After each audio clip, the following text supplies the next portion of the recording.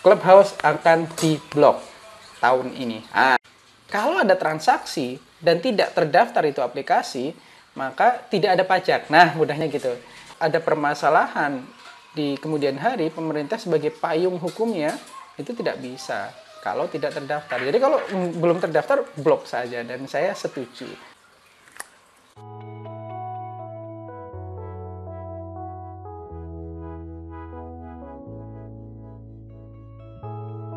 Sebelum masuk ke materi utama, silakan dilihat-lihat dulu bagi yang baru pertama tersesat di channel ini, lihat dulu beberapa video. Kita sudah memproduksi kalau saat ini hampir 300-an ya, 300-an karena kita target tahun ini ada 1000 tutorial semuanya yang kita bisa mau kita share secara gratis. Insya Allah semoga saja jadi amal jariah buat saya sendiri dan teman-teman. Kalau mau share silahkan. Assalamualaikum warahmatullahi wabarakatuh. Bagaimana kabar semuanya? Dan kali ini karena weekend kita akan ngobrol yang santai-santai ya. Kalau dari kemarin kita masuk ke masterclass. Bagi teman-teman yang baru tersesat di channel ini, silahkan lihat dulu dan semoga berkenan untuk subscribe ya. Karena dari subscribe itu kita akan lebih semangat untuk buat konten. Nah, melanjutkan yang obrolan di sesi sebelumnya, di video yang kita rilis sebelumnya, kalau teman-teman belum lihat silahkan dilihat, ada linknya, ada di deskripsi. Ini ada berita yang menggembarkan ya, itu ibaratnya baru lagi seneng-senengnya, baru viral tapi bisa diblok sama pemerintah. jadi ada beberapa alasan yang kemungkinan digulirkan oleh pemerintah untuk bisa memblok beberapa aplikasi sosial media atau yang ada di marketplace. Jadi tagline-nya adalah Clubhouse akan diblok. Wow, kok bisa diblok? Padahal baru kemarin tuh muncul. Sebenarnya ini aplikasi dari 2000 ya, dari 2020-an. Tapi akhir-akhir ini baru muncul karena ya namanya aplikasi kan tidak kita buat terus kemudian diupload di marketplace, bukan marketplace yang untuk Play Store ya dan sebagainya. Tapi langsung muncul tidak seperti itu. Ini aplikasi sebenarnya sudah satu tahun yang dirilis, tapi kemungkinan bisa diblok. Kita lihat bersama bagaimana pemerintah dalam hal ini Kominfo bisa mengeblok ini aplikasi. Clubhouse akan diblok tahun ini. Gimana caranya? Kita bukan pemerintah ya, kita lihat ya. Nah, jadi bukan hanya Clubhouse saja, ada WhatsApp, Facebook dan sebagainya yang tidak mendaftar di Kominfo ya, ini bisa diblok. Jadi menurut dari sananya ya, dari Samuel live streaming Instagram, dikutip ada 24 Februari 2021, beliau mengatakan bahwa akhir bulan Mei harus terdaftar. Kalau tidak terdaftar akan diblokir. Kan eman-eman ya.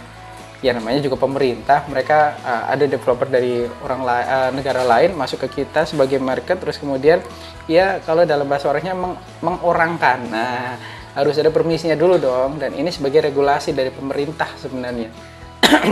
Nah, akhir bulan Mei loh ya, berarti masih ada waktu sekitar 2 bulan. Nah, ini kenapa aturan ini baru mencuat juga dan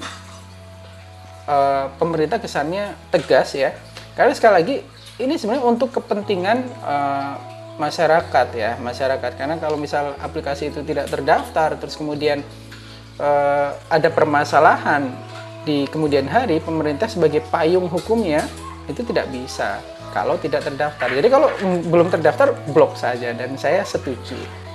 Nah, terus kemudian sebenarnya ada beberapa layanan ya, ada beberapa layanan, kita lihat ya, ada beberapa layanan kayak contoh untuk menyediakan pengelola barang dan jasa, terus kemudian mengoperasikan layanan transaksi keuangan dan sebagainya, termasuk salah satunya ada Traveloka dan sebagainya, Genfig dan sebagainya, ada Bing, Yahoo dan yang lain-lain. Ini ada beberapa ya, ada beberapa cluster, ada beberapa pengelompokan, ada 6, dan Untuk sosial media masuknya di poin keempat, menyediakan, mengelola, dan atau mengoperasikan layanan komunikasi meliputi tapi tidak terbatas pada pesan singkat. Nah, ini Clubhouse masuknya di sini bareng dengan Facebook, Instagram, Line, sama WhatsApp. Jadi sekali lagi pemerintah niatnya baik kok. Jadi untuk memayungi rakyatnya ya, rakyat jelata seperti kita ya. Nah, terus kemudian kenapa ini kesannya pemerintah kok ini banget ya, apa namanya, tendensi banget dengan yang seperti ini, baru muncul pengen diblok, apa-apa yang kalau belum muncul udah diblok. Nah, sebenarnya gini, karena nanti di situ ada transaksi, namanya ada transaksi di dalam dunia digital.